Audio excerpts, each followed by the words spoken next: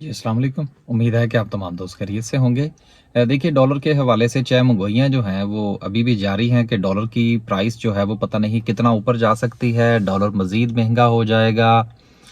अभी फ़िलहाल जो मुस्तकबिल करीब में शायद डॉलर जो है वो इतना महँगा ना हो। उसकी चंद वजूहात हैं, वो मैं आपके साथ शेयर करता हूँ, उसके मुताबिक फिर आप अपना फ़ैसला फ़रमाइएगा।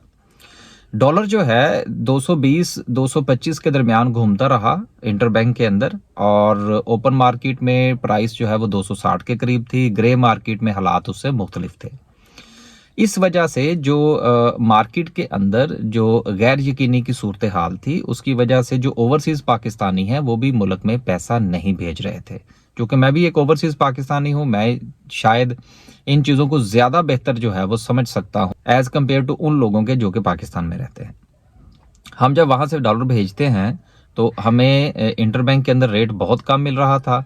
ओपन मार्केट के अंदर सेल नहीं हो रहा था उस प्राइस के ऊपर जो हमें बताई जा रही थी, और ग्रे मार्केट जो थी वो उसका फ़ायदा उठा रही थी। लिहाजा बहुत सारी पेमेंट्स, प्रॉपर्टी की पेमेंट्स कह लीजिए या दीगर मामलात जो थे वो काफ़ी हद तक हम बस मजबूरन अगर कोई पैसा भेजना था तो वो भेज रहे थे। अदरवाइज़ ऐसी जो हम नॉर्मल हालात में जो पैसा भेजते हैं वो नहीं आ रहा था। अब चूंकि डॉलर जो है वो बिल्कुल मार्केट जो है वो उसकी कीमत को डिसाइड कर रही है, तो इस वजह से मार्केट के अंदर थोड़ी स्टेबिलिटी आई है डॉलर के हवाले से, और मजीद आने वाले दिनों में भी जो स्टेबिलिटी है वो आ सकती है। लिहाजा अगर आपने डॉलर खरीद रखे हैं तो उसके ऊपर थोड़ी नजरसानी फरमाइए कि आपने वो डॉलर रखने हैं या नहीं।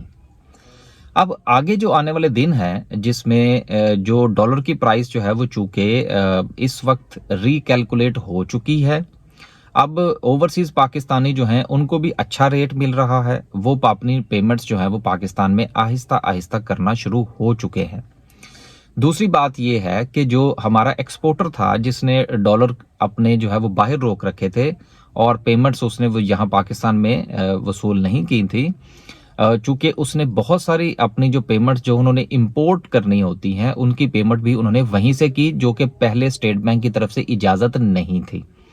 लिहाजा अब चूंकि स्टेट बैंक ने कहा है कि आपके पास अगर कहीं से भी अरेंजमेंट हो सकता है तो आप अपनी जो पेमेंट है वो करें और अपने जो माल है वो छुड़वाएं पोर्ट से। तो लिहाजा वहां से पेमेंट होगी, और जो पैसा बचेगा, जो डॉलर्स बचेंगे, वो एक्सपोर्टर जो है वो वापस लेके आएगा, क्योंकि उसको भी अब इंटर बैंक में अच्छा रेट मिल रहा है। आखिरी और सबसे अहम बात जो है वो ये है कि देखिए, रमजान के महीने में हर ओवरसीज पाकिस्तानी जो है वो पाकिस्तान में कुछ ना कुछ जरूर भेजता है। इस वजह से आने वाले दिनों में जो डॉलर का इनफ्लो है वो बेहतर हो जाएगा। लोगों ने रमजान में वैसे ही सदका खैरात या इस किस्म की चीजें, फिर ज़कात निकालनी है, फिर इसके अलावा ईदी शीदी भेजनी है, तो आप ये देखिएगा कि जो मंथ बेसिस पर जो डॉलर का इनफ्लो है वो आपको अगले महीने में और उससे अगले महीने में बहुत अच्छा नजर आएगा।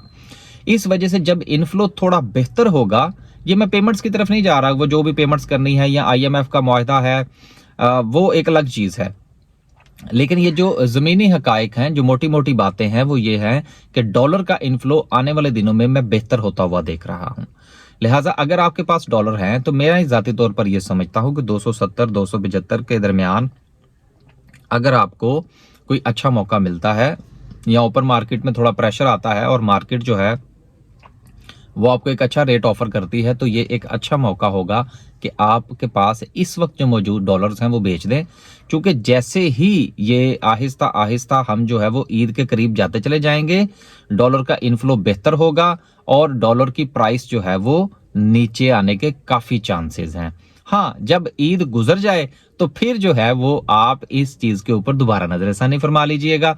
लेकिन ये एक अच्छा मौका है कि आप अपने डॉलर्स जो हैं, अगर आपने अपने घर में अपना पैसा जो है वो डॉलर्स में कन्वर्ट कर रखा है, तो ये एक अच्छा वक्त है कि आप उसको बेच दीजिए। देखिए, मैं बिल्कुल किसी को ये नहीं कह रहा कि जी एज ए पाकिस्तानी आप पैसा बेचें और वतन से मोहब्बत करें और रुपए से प्यार करें और डॉलर से नफरत करें। No, this is a totally business advice, और आपने ये जो फैसला करना है आप अपने बिजनेस पॉइंट ऑफ व्यू से कीजिए, तो ज्यादा बेहतर फैसला कर सकेंगे।